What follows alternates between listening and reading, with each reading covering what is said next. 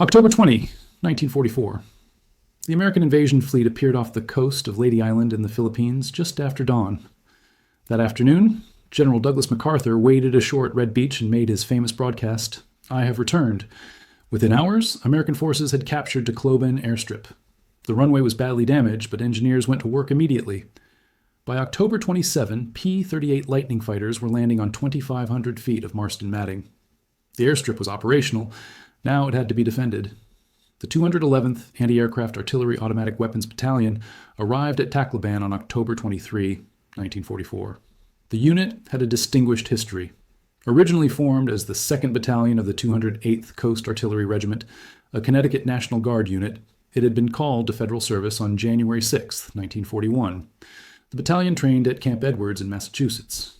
On February 18, 1942, the unit departed San Francisco aboard the USS Smithsonian bound for the Pacific. They arrived in Brisbane, Australia on March 9, 1942. For 30 months, the 211th defended rear area installations across the Southwest Pacific. Australia, New Guinea, the Dutch East Indies. The battalion saw limited combat but gained extensive experience with its weapons. When the unit arrived at Leyte, it was equipped with some of the most advanced anti-aircraft systems in the American arsenal. M16, multiple gun motor carriages, self-propelled half-tracks mounting the Maxim M45 quad mount. The M45 was a remarkable weapon system. 4 Browning M2 HB50 caliber heavy machine guns arranged in a square on an electrically powered turret. Each gun fed from a 200-round ammunition box mounted directly on the weapon. Total capacity, 800 rounds. The turret could traverse a full 360 degrees. It could elevate from -10 degrees to +90 degrees. Electric motors allowed smooth tracking at up to 60 degrees per second. Combined rate of fire, approximately 2,200 rounds per minute, 37 rounds every second. The system had been developed by the W.L. Maxson Corporation of New York in 1943 as an upgrade to the earlier M33 twin mount. The M45 entered production that same year. It was specifically designed to counter low-flying aircraft. German Luftwaffe fighters and Japanese attack aircraft often approached at low altitude to avoid radar detection. The M45 could track and engage these fast-moving targets with devastating effectiveness. Its high rate of fire compensated for the difficulty of hitting aircraft traveling at 300 miles per hour or more. The M16 half-track that carried the M45 was built by the White Motor Company in Cleveland, Ohio. Production began in May 1943 and continued through March 1944. Total production, 2,877 vehicles. An additional 677 were converted from earlier M13 models. The vehicle was based on the M3 personnel carrier chassis. It weighed approximately 19,800 pounds fully loaded. Top speed, 42 miles per hour on roads. Range, 175 miles. Standard crew, 3 men, driver, assistant driver, and gunner. The 211th arrived at Tacloban, expecting to defend the airstrip against Japanese air attack. That mission lasted less than 1 day.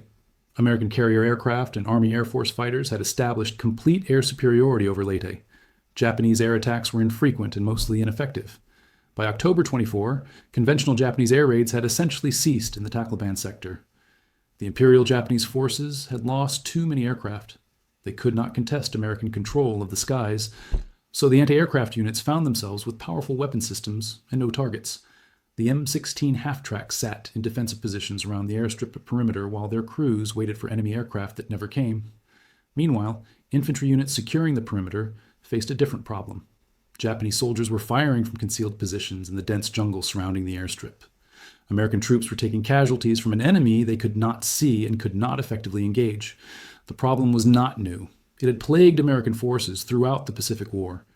Japanese infantry doctrine emphasized defensive fighting from prepared positions with maximum use of terrain and concealment. In jungle environments, that often meant using the vertical dimension. A soldier positioned 20 or 30 feet up in a dense tree canopy was nearly invisible. He could observe American movements, direct mortar fire, or shoot at targets of opportunity. American riflemen firing upward into thick foliage rarely hit anything. The Japanese soldier could see them, but they could not see him. The psychological impact was significant. American soldiers hesitated to move through areas where they might be observed from above. They wasted ammunition, shooting blindly into trees. They called in artillery and airstrikes on forests that might contain 1 or 2 enemy soldiers. The fear of unseen shooters in the canopy became almost as debilitating as the actual casualties. The reality was more complex than the mythology. Most Japanese soldiers in trees were not trained snipers with specialized equipment. They were infantry, using elevated positions for observation and harassing fire. A Marine Corps historical study later noted that the belief in widespread tree snipers was seldom supported by facts. Japanese riflemen were not especially equipped for sniping, nor did they usually climb trees to shoot. The practice existed, but its prevalence was greatly exaggerated by American troops. Nevertheless, the threat was real enough. Even mediocre accuracy from an unseen position could wound or kill. Even if shots missed, they forced American soldiers to take cover and slowed advances. Japanese soldiers did use trees when tactical situations demanded it. Some tied themselves to branches to prevent falling if wounded. This was not universal practice, but it occurred frequently enough to be documented in multiple after-action reports. American commanders had tried various solutions. Infantry would spray sections of forest with rifle and machine gun fire. This was largely ineffective. The Japanese were too well concealed, and foliage absorbed most bullets. Flamethrowers could clear small areas, but had limited range and required dangerous close approaches. Artillery could destroy forests, but required careful fire direction, and risked friendly casualties near the perimeter. Aircraft could strafe or bomb suspected positions, but this was expensive, and close air support was not always available. At Tacloban, in late October 1944, someone realized that the solution was already in position. The M16 half-tracks with their Quad 50 mounts were sitting idle around the airstrip perimeter. They had been designed to shoot down aircraft, but there were no aircraft to shoot. The weapons could traverse, elevate, and deliver concentrated fire at any point within range. And trees, unlike aircraft, did not move. The 50 caliber M2 Browning machine gun was one of the most powerful weapons in the American infantry arsenal. Muzzle velocity, 2,900 feet per second. Muzzle energy, approximately 13,000 foot-pounds. A single round could penetrate 1 inch of armor plate at 500 yards. It could punch through concrete blocks. It could disable vehicle engines. 4 guns firing together delivered that destructive power 37 times every second. What it could do to wood was devastating. The first documented use of the M45 against ground targets at Tacloban occurred in late October 1944. Infantry units reported taking fire from the tree line north of the airstrip. Standard countermeasures had failed. Rifle fire was ineffective against concealed positions in dense canopy. Artillery was too imprecise this close to friendly lines. Someone suggested using the anti-aircraft guns. The technique was straightforward. When infantry reported fire from a specific sector of tree line, an M16 would traverse to that bearing and fire a sustained burst. The gunner aimed at tree trunk level, roughly 20 to 40 feet above ground. All 4 50 caliber guns fired together. 5 to 10 seconds of fire delivered between 150 and 350 rounds on target. The effect was immediate and dramatic. Trees disintegrated. Hardwoods, 18 to 24 inches in diameter, were cut through at trunk level. Branches exploded into splinters. Anything concealed in the canopy either fell or was hit by flying debris. Japanese soldiers who had felt safe in elevated positions discovered those positions were suddenly untenable. American soldiers gave the M45 quad mount several nicknames. Meat chopper was most common, earned during early use against German infantry in Europe. In the Pacific, some units called it the Krautmauer, a name that transferred from the European theater. Others simply called it the Quad 50 or the Quad. But regardless of nickname, the weapon's effectiveness was undeniable. A sustained burst from 4 50 caliber machine guns firing together could destroy any cover short of reinforced concrete. The sound was distinctive. Not the sharp crack of a rifle or the rapid chatter of a single machine gun, but a deep, sustained roar. Soldiers described it as sounding like heavy canvas being torn apart. The noise could be heard for miles. Japanese troops learned to recognize it. When they heard that sound, anyone in the trees nearby was about to die. The tactic spread quickly through informal channels. Infantry units working with the 211th 8th Airway Battalion at Tacloban saw the results and requested similar support when operating in forested areas. Word passed to other infantry divisions on Leyte. Those divisions asked if anti-aircraft units were available. When 8th Day battalions arrived to defend other positions, infantry commanders immediately requested they provide support against tree positions. Other anti-aircraft units learned about the technique and adopted it. The 209th 8th AW Battalion, which operated near Manila starting in February 1945, used the same method. A photograph dated February 5, 1945, shows Battery A of the 209th with their M16 half-track and crew at Manila. The caption notes the vehicle was used for both anti-aircraft defense and ground support. By late 1944, the practice had become standard procedure throughout American anti-aircraft units in the Philippines. The Japanese response was immediate. After-action reports from Japanese units specifically mentioned American use of heavy automatic weapons against tree positions. One report from the 16th Division, recovered after the war, noted that positions previously considered safe, such as elevated observation posts, had become extremely dangerous. The report described American automatic weapons with rates of fire exceeding 1,000 rounds per minute based on observed tracer density. Japanese infantry commanders adapted their tactics. They stopped using trees for sustained firing positions. Soldiers who needed elevated observation would climb quickly, observe, then descend immediately. The practice of tying oneself to a tree to prevent falling if wounded was largely abandoned. Being tied to a tree that was being cut apart by .50 caliber fire meant certain death. The psychological impact on Japanese forces was significant. For 2 years, Japanese infantry had used jungle canopy as a defensive advantage. Now that advantage was being systematically eliminated. American forces had found a counter that was simple, effective, and terrifying.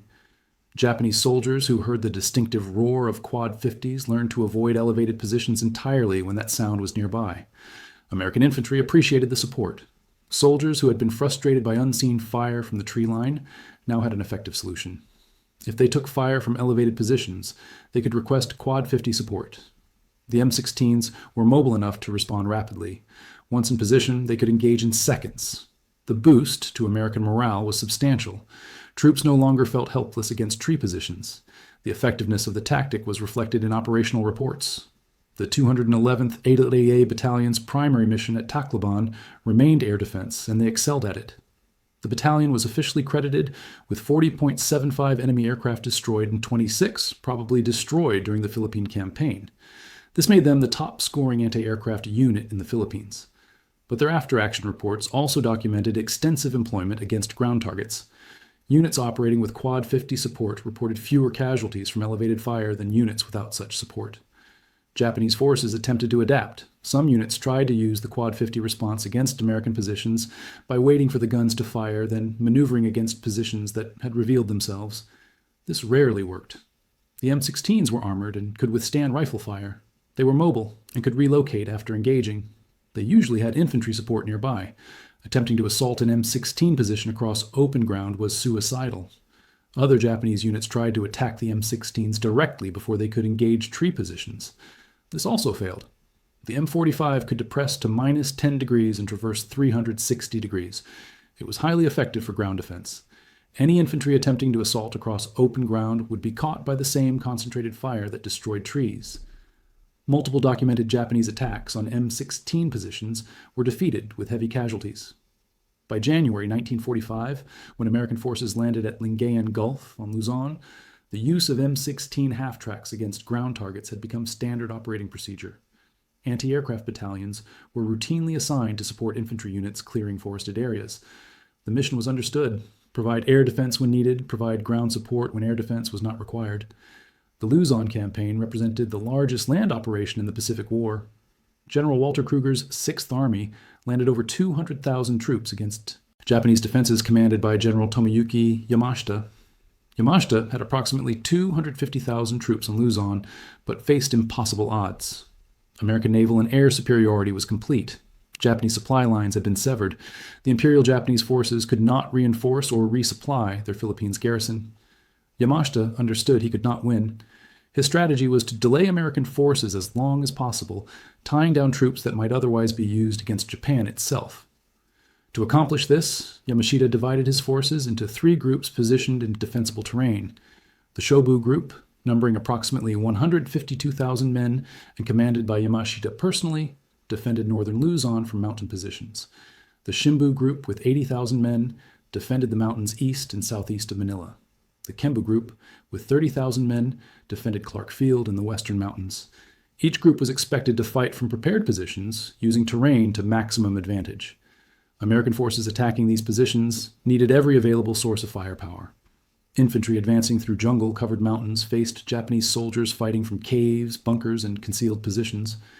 Artillery provided crucial support, but could not reach all targets. Airstrikes helped, but were weather-dependent and required careful coordination to avoid hitting friendly forces. Direct fire support from tanks and tank destroyers was valuable, but vehicles could not always reach mountainous terrain. Anti-aircraft units with M45 quad mounts provided mobile, responsive fire support that could reach positions other weapons could not effectively engage. The M16s could traverse rough terrain that stopped heavier vehicles. They could set up quickly and engage targets within seconds. They could deliver concentrated fire that destroyed cover and suppressed enemy positions. This made them valuable assets for infantry commanders dealing with Japanese defensive tactics. The United States Army's official history of the Philippine Campaign, Triumph in the Philippines, specifically documented this tactical evolution. The history noted extensive and effective employment of anti-aircraft artillery, both 90mm guns and automatic weapons, against ground targets. This was not presented as an innovation or departure from doctrine, but as a natural adaptation of available firepower to meet battlefield requirements. The technique was particularly valuable during operations in northern Luzon. First Corps, tasked with defeating Japanese forces in the mountainous jungle terrain of the Cordillera Central, relied heavily on fire support from all available weapons. Japanese General Tomoyuki Yamashita had positioned the Shobu Group, numbering approximately 152,000 troops, in defensive positions throughout the northern mountains. His strategy was attrition, tie down American forces for as long as possible using terrain and prepared defenses. American forces attacking into these mountain positions faced Japanese soldiers fighting from caves, bunkers, and elevated positions in dense jungle. Artillery and air support helped but could not reach all positions. Infantry needed direct fire support that could destroy specific targets. Anti-aircraft units with M45s provided that support. The Quad 50s were used against cave entrances, fortified positions, tree concentrations, and any location where Japanese forces might be concealed. The tactic was not limited to the Philippines. As American forces moved toward Japan, the practice followed. On Okinawa, in April and May 1945, M16s were again used extensively for ground support. The terrain on Okinawa was more open than the Philippine jungles, making tree positions less relevant. But the basic principle remained. Concentrated 50 caliber fire could destroy cover and eliminate concealed enemy positions. The M45 continued in this dual role for the remainder of the war. Air defense remained its primary mission.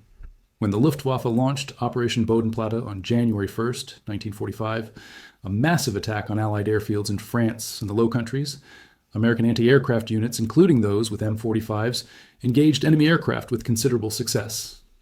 At the Rhine crossing in March 1945, anti-aircraft artillery shot down approximately 30% of attacking German aircraft. The weapon proved its value in its designed role, but the ground support mission had become equally important. In both the European and Pacific theaters, M45s spent as much or more time engaging ground targets as air targets. This reflected the shifting nature of the air war. By early 1945, both Germany and Japan had lost the ability to conduct sustained air operations. Allied air superiority was nearly complete. Anti-aircraft weapons remained necessary to deter and destroy the occasional attack, but opportunities for air-to-air engagement were increasingly rare. The American military establishment eventually acknowledged this tactical evolution formally. In March 1945, the Army Ground Forces issued a tactical bulletin describing the use of M45 quad mounts against fortified positions. The bulletin noted that these weapons had been employed effectively against enemy personnel and trees in the Southwest Pacific area. It recommended that anti-aircraft units be prepared to provide support to infantry against ground targets when air threat was minimal. This represented official recognition of what had been common practice for months. The bulletin did not specify where the tactic originated or who had developed it. It presented the information as general guidance based on field experience. This was typical of military documentation. Innovations developed by soldiers in combat were rarely attributed to specific individuals or units. Tactics emerged, proved effective, spread through informal channels, and eventually became part of formal doctrine without acknowledgement of origins. The 211th AW Battalion continued operating in the Philippines through the end of hostilities. The unit participated in operations on Leyte, Samar, and Luzon, earning campaign participation credit for the Southern Philippines and Luzon campaigns. One soldier from the battalion, Milas Ray Benfield from North Carolina, received the Asiatic Pacific Theater Campaign Medal with 5 Bronze Service Stars for Papua, New Guinea, East Indies, Southern Philippines, and the Luzon campaign. He also received the Distinguished Unit Badge and Purple Heart. He was discharged from the battalion, Battery D, on July 23, 1945. After the Japanese surrender, in August 1945, American forces began returning home. Anti-aircraft units, having seen limited action in their primary role during the final months of the war, were among the first to be deactivated. Many battalions were disbanded within months of the surrender. Records suggest the 211th AOA Battalion was likely deactivated in late 1945, though the exact date is not documented in readily available sources. The M45 quad mount, however, continued in American service well beyond World War II. The weapon system proved its value in multiple roles and remained in the inventory for decades. The M45 quad mount, however, continued in American service well beyond World War II. The weapon system proved its value in multiple roles and remained in the inventory for decades. The operational employment of the M45 required significant logistical support. Each gun fired at approximately 500 rounds per minute. With 4 guns firing together, a 10-second burst consumed over 300 rounds. The 800-round basic load lasted less than 4 minutes of sustained fire. This meant M16 crews needed constant resupply to remain effective. Ammunition consumption rates during active operations could reach several thousand rounds per day per vehicle. The 50 caliber ammunition itself was substantial. Each round weighed approximately 4 ounces. An 800-round load weighed approximately 200 pounds. The ammunition was belt-fed, with belts loaded into 200-round boxes. Each box weighed approximately 50 pounds when full. Reloading all 4 guns required handling 4 boxes totaling 200 pounds of ammunition. This was a 2-man job under combat conditions.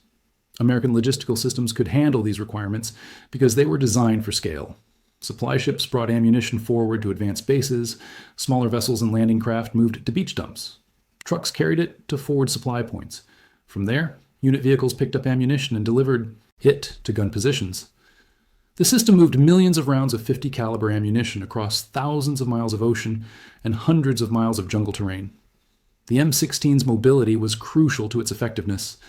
The half-track design combined wheels at the front with tracks at the rear.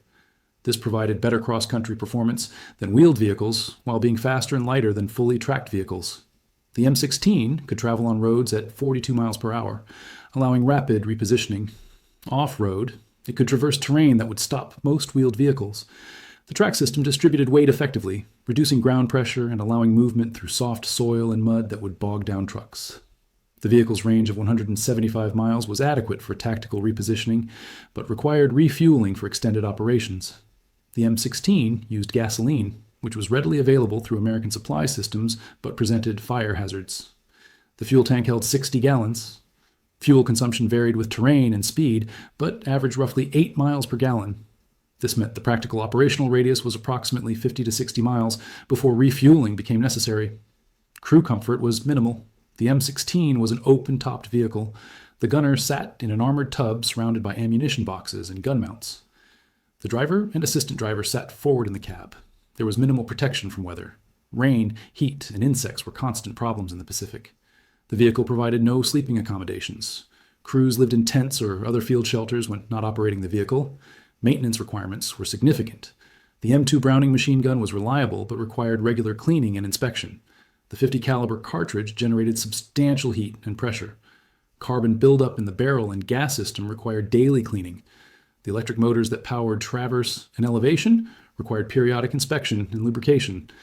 The half-track suspension, particularly the track system, required frequent maintenance. Track tension had to be adjusted regularly. Road wheels and bogies needed lubrication. The engine required oil changes every few hundred miles. Crew training took several weeks. Gunners needed to learn traverse and elevation controls, rate of fire management, barrel changing procedures, and ammunition loading. Drivers needed to learn both wheeled and tracked vehicle operation. Assistant drivers learned vehicle maintenance, radio operation, and served as loaders during firing. The 3-man crew had to function as a team under combat conditions. This required practice and coordination. During the Korean War, the M45 saw extensive combat. The weapon had been designed for a different kind of warfare, one dominated by propeller-driven aircraft, flying at modest speeds and altitudes. By 1950, jet aircraft had changed the nature of air combat. The North Korean and Chinese air forces operated Soviet-built MiG-15 fighters capable of speeds exceeding 600 miles per hour at high altitude. The M45 was essentially useless against such targets. But the Korean War quickly became a ground war. Chinese and North Korean infantry attacks came in mass waves, often at night. They used terrain and concealment expertly. American forces needed weapons that could deliver massive firepower quickly against ground targets. The M45 excelled at this mission. M16s and M55 trailer-mounted versions were deployed throughout Korea for base defense and convoy escort. They proved highly effective against infantry assaults. In 1954, recognizing the changing nature of the threat, the Army converted approximately 700 M16 half-tracks to the M16A2 configuration. This involved adding or modifying armor protection and ensuring the vehicles could mount the latest M45F model turret. The conversion indicated the Army's intent to keep the system in service despite its obsolescence as an anti-aircraft weapon. The M45's final major combat deployment came in Vietnam.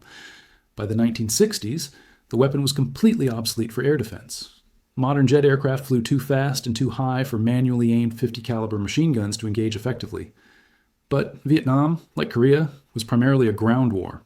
The Viet Cong and North Vietnamese Army used ambush and infiltration tactics. American forces needed weapons for convoy security and base defense. M45 turrets were mounted on M35 2.5-ton trucks and M54 5-ton trucks, creating improvised gun trucks. These vehicles provided firepower for convoy escort along vulnerable roads.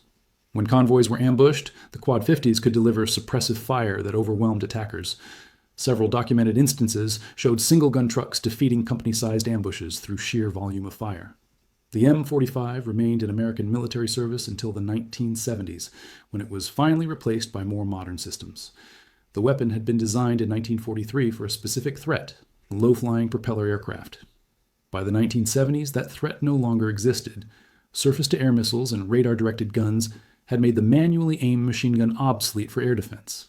But the M45 had proven remarkably adaptable. A weapon system designed for one purpose had found utility in multiple roles across 3 different wars. The total number of M45 systems produced is uncertain. The Maxim Corporation and its licensees manufactured thousands of units during World War II. White Motor Company built 2,877 M16 half-tracks. Additional systems were produced as trailer-mounted M55 units. Some sources estimate total production at approximately 10,000 M45 turrets, though this figure is difficult to verify from available records. The weapon was exported to multiple countries through Lend-Lease and post-war military assistance programs. The Soviet Union received some M17 half-tracks, which were M45s, mounted on M5 chassis. The French Army used M45s extensively in Indochina and Algeria, mounting them on trucks for convoy security. The Israeli Defense Forces modified the M45 design, replacing the 450 caliber machine guns with 2 20mm Hispano-Suiza HS 404 cannons. This version, designated TCM-20, served through the 1980s. The tactical innovation of using the M45 against ground targets, particularly against tree positions, was never formally credited to any individual or unit. The practice emerged organically across multiple theaters in response to battlefield conditions. In Europe, American units used Quad 50s against German infantry during the Battle of the Bulge and subsequent operations. In the Pacific, units used them against Japanese positions in trees and fortifications. The technique spread through informal communication between units and eventually became part of standard doctrine without official acknowledgement of origins. This pattern is typical of military innovation during wartime. Soldiers face problems, find solutions using available tools, share those solutions through informal networks, and effective practices spread. Official doctrine eventually catches up, codifying what has already become common practice. The individual or unit that first applied a technique is often forgotten or never recorded. The innovation becomes part of the collective knowledge base without attribution. The M45 quad mount earned its place in military history through effectiveness rather than technological sophistication. It was not an advanced weapon system. 4 machine guns on a powered mount was conceptually simple. The individual M2 Browning machine gun, designed by John Browning in the years following World War I, was itself a relatively mature technology by World War II. The innovation was in the integration, combining 4 guns with a powered turret, adequate ammunition capacity, and mobility on a half-track chassis. What made the system valuable was its versatility. Designed for anti-aircraft work, it proved equally effective against ground targets, light enough to be mobile, powerful enough to destroy most field fortifications, simple enough to be operated by a crew with limited training, reliable enough to function in harsh conditions, from European winters to Pacific jungles. Not sophisticated, but functional. The psychological impact of the weapon was as important as its physical effects. The sound of a Quad 50 firing was distinctive and terrifying. Soldiers on both sides learned to recognize it. For American troops, it meant Powerful support was available. For enemy troops, it meant any position within range could be destroyed in seconds.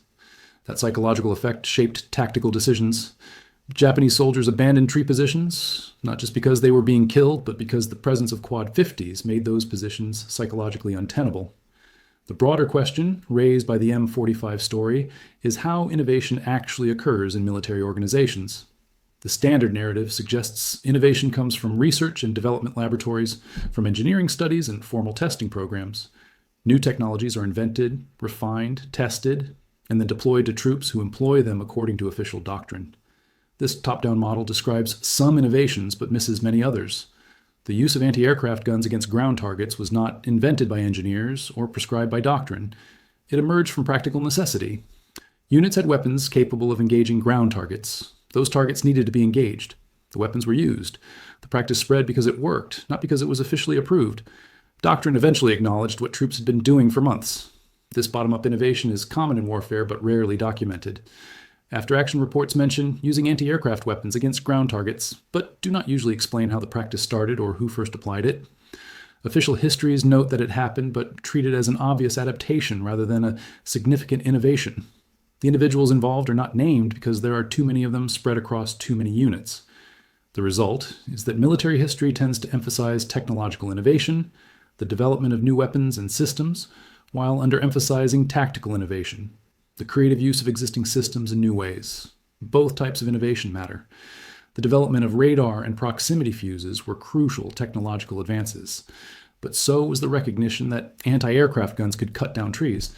The M45 quad-mount story illustrates another aspect of military effectiveness, the importance of multi-role capability. Systems designed for one purpose that can effectively perform other missions provide operational flexibility.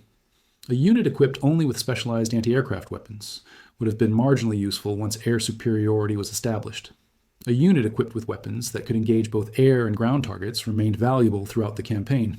This flexibility meant anti-aircraft units continued to contribute to mission success, even when their primary mission rarely materialized. Modern military planners recognize this principle. Contemporary weapon systems are increasingly designed for multiple roles from the outset.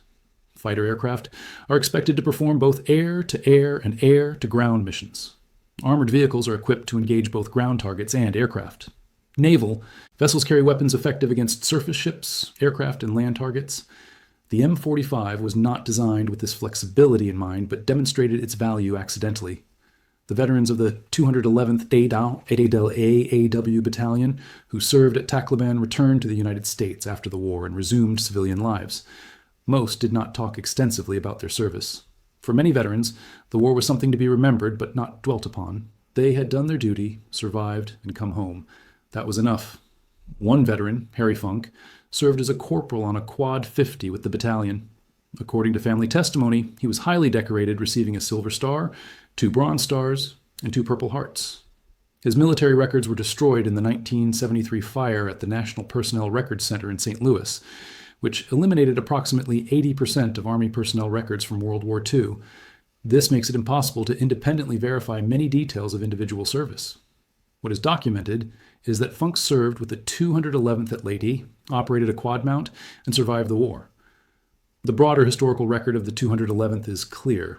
The battalion served with distinction throughout the Pacific War. Their 40.75 confirmed aircraft destroyed, and 26 probables made them the top scoring anti-aircraft unit in the Philippine campaign. They provided both air defense and ground support to infantry operations across multiple islands. They adapted their tactics and weapons to meet battlefield requirements. They contributed to American victory in the Pacific. Individual stories are harder to document. Military records focus on units and operations, not on specific soldiers, unless those soldiers achieved notable distinction or commanded significant forces. The soldier who first decided to fire a Quad 50 at a tree is not recorded. The officer who first authorized such use is not named. The specific date when the practice began is not documented with precision. We know it happened at Tacloban in late October 1944. We know it spread rapidly. We know it became standard practice. But the human details are lost. This is the nature of military history. We can document what happened to units, operations, campaigns. We can verify statistics about aircraft destroyed, positions taken, casualties suffered. We can track the movement of divisions and the outcomes of battles. But the individual experiences of ordinary soldiers, The specific moments when someone made a decision that changed how warfare was conducted, those details often disappear. They were not considered important enough to record at the time. Years later, they cannot be reconstructed. What we can say with certainty is that American forces in the Philippines in late 1944 faced a tactical problem. Japanese soldiers were using elevated positions in trees to observe and harass American units. Standard countermeasures were ineffective. Someone recognized that anti-aircraft weapons could solve this problem. The practice was tried, proved effective, and spread. Within weeks, it had become standard procedure. Within months, it was part of formal doctrine. By the end of the war, it was considered an obvious application of available firepower.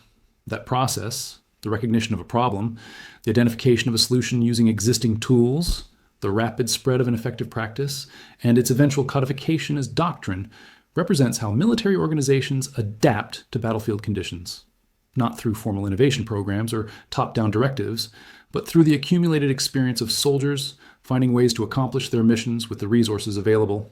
The M45 quad mount was not a war-winning weapon. No single weapon system wins wars. Wars are won through the combined effects of industrial capacity, strategic planning, tactical execution, logistics, training, morale, and leadership. The M45 was one small piece of a much larger effort, but it was an effective piece. It performed its design mission well and adapted to missions its designers had not anticipated. The weapon's legacy is visible in modern military thinking about firepower and flexibility. Contemporary doctrine emphasizes the importance of systems that can perform multiple roles. An aircraft that can only engage other aircraft is less valuable than one that can engage both aircraft and ground targets. A missile system that can only engage one type of threat is less valuable than one with broader capabilities. The M45 demonstrated this principle decades before it became formal doctrine. The tactical innovation of using anti-aircraft weapons against ground targets, particularly against positions in trees, represents a type of military adaptation that occurs constantly but is rarely documented or celebrated. It lacks the drama of technological breakthrough. There was no eureka moment, no brilliant inventor, no dramatic test that proved the concept. There was only the gradual recognition among multiple units that a weapon designed for one purpose could be effectively employed for another. This kind of innovation is essential to military effectiveness, but difficult to study or replicate. It emerges from the experience and judgment of soldiers facing actual combat conditions. It cannot be planned in peacetime or prescribed by doctrine. It happens when people with practical problems and available tools recognize connections that were not obvious to the system's designers. A tree is not an aircraft, but both are elevated targets that can be destroyed by concentrated fire. The story of the M45 in the Pacific demonstrates the importance of allowing tactical flexibility at the unit level. If American anti-aircraft units had been rigidly restricted to air defense missions only, a valuable resource would have sat unused while infantry struggled with a problem those units could have solved. Instead, commanders at battalion and battery level were allowed to employ their weapons, as battlefield conditions required. This flexibility meant weapon systems remained useful even when their primary mission rarely materialized. Modern military organizations continue to struggle with this balance. Doctrine provides necessary structure and ensures units can operate effectively as part of larger forces. But overly rigid doctrine can prevent adaptation to unexpected conditions. The ideal is doctrine flexible enough to accommodate innovation, while structured enough to maintain coordination and effectiveness. The World War II American military, despite its reputation for logistical and industrial strength, was also remarkably flexible in tactical employment. Units adapted weapons and tactics to meet local conditions without waiting for official approval. The human cost of warfare is reflected in stories like the M45 quad mount. The weapon existed because aircraft were killing soldiers and needed to be shot down. The tactic of using it against ground targets emerged because soldiers were being killed from positions standard weapons could not effectively engage. Every technical discussion of muzzle velocity and rate of fire exists in the context of people trying to kill each other. The dry language of military documentation, the statistics about aircraft destroyed and targets engaged, represents individual acts of violence and individual human deaths. The American soldiers who operated Quad 50s at Tacloban and throughout the Pacific were mostly young men in their early 20s. Many had been civilians just months or years earlier. They were taught to operate complex weapon systems, sent to the other side of the world and expected to fight an enemy they had never seen in environments completely foreign to their experience. Most performed their duties competently, Some performed exceptionally. They adapted to circumstances, solved problems with available resources, and contributed to eventual victory. The Japanese soldiers they fought were equally young, equally far from home, equally committed to their mission.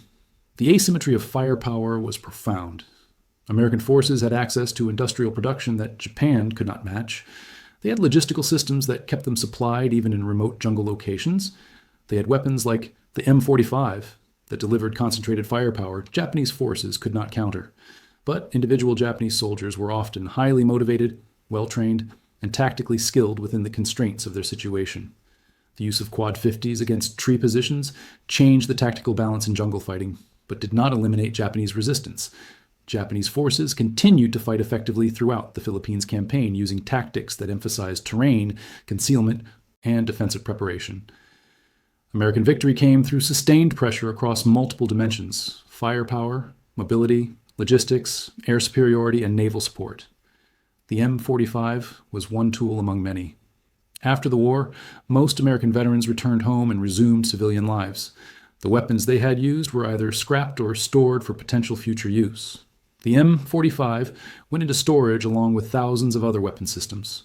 When the Korean War began in 1950, these weapons were pulled out of storage, refurbished, and sent back into combat. The same thing happened during Vietnam. A weapon designed in 1943 was still in combat in 1970. This longevity reflects both the quality of the basic design and the continued relevance of the mission. Infantry needed fire support. Convoys needed protection. Bases needed defense against ground attack. The M45 could provide all of these. The fact that it was obsolete for air defense did not matter as long as it remained effective for ground support. Eventually, changing technology and changing threats made the weapon completely obsolete. By the 1970s, the M45 offered no capabilities that could not be provided more effectively by other systems. It was heavy, required significant crew training, consumed ammunition at high rates, and lacked the precision of modern weapons. It was replaced and disappeared from active service. Most surviving examples are now in museums or private collections, artifacts of a different era of warfare. The 211th AEA AW Battalion's history represents thousands of similar units that served during World War II. Most were not famous. Most did not achieve unique distinctions. They performed their assigned missions, adapted to circumstances, contributed to larger operations, and went home when the war ended. Their collective effort made victory possible, but their individual stories are mostly forgotten. This is not unique to the 211th or to World War II. Most military service is like this: long periods of routine duty punctuated by brief periods of intense activity, contributions to large operations where individual efforts are impossible to isolate, adaptation to circumstances that generates tactical innovations too small to merit formal recognition, but collectively important to effectiveness, the accumulated weight of thousands of small innovations, millions of routine tasks performed competently, and the sustained effort of millions of individuals across years of conflict. The M45 quad-mount story, the use of anti-aircraft weapons to cut down trees containing enemy soldiers, is one of countless similar stories. A practical problem, a creative solution, rapid adoption, eventual codification. It mattered to the soldiers who benefited from the support and the soldiers who operated the weapons. It contributed to tactical success in specific battles and campaigns. But it was not decisive. No single tactic is decisive. Victory comes from the accumulation of many small advantages and the sustained pressure those advantages enable. If there is a lesson in this story, it is that military effectiveness requires both technological capability and tactical flexibility. The most advanced weapons are useless if employed rigidly according to doctrine that does not match battlefield realities. Conversely, tactical creativity cannot compensate for fundamental technological or numerical inferiority. The combination of adequate weapons, flexible employment, and competent soldiers creates effective military forces. The American military in World War II had all three. The M45 quad mount was a good weapon. American commanders allowed it to be employed flexibly. American soldiers operated it effectively. The result was tactical success in specific situations and contribution to strategic victory in the larger campaign. The legacy of the M45 is not dramatic. It represents competent engineering, practical adaptation, and effective employment. It solved the problems it was designed to solve and proved useful for additional missions its designers had not anticipated. It served for decades across multiple wars and multiple roles. Eventually, it became obsolete and was retired. This is the life cycle of most successful weapon systems. Not revolutionary, but effective. Not glamorous, but reliable. Good enough to matter when it mattered. That is how most military history actually works. Not through brilliant innovations that change everything, but through steady accumulation of capabilities that collectively enable success. The M45 quad mount and its use against Japanese positions in trees is one thread in that larger tapestry. Worth remembering, worth understanding, but not more important than it actually was. If you found this story compelling, please take a moment to like this video. It helps us share more forgotten stories from the Second World War. Subscribe to stay connected with these historical accounts. Each one provides insight into how warfare actually functioned and how soldiers actually adapted to circumstances. Leave a comment below telling us where you're watching from. Thank you for watching, and thank you for keeping these stories alive.